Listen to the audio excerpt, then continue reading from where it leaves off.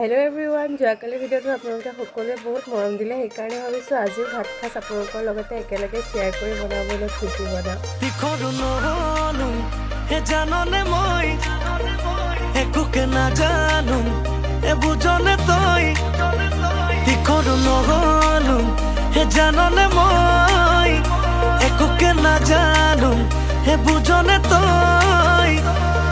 বাটে ঘাটে সকলোৱে বেৰি বেৰি সোধে, কাৰে লগত আজিকালি মিলা প্ৰীতি চলে।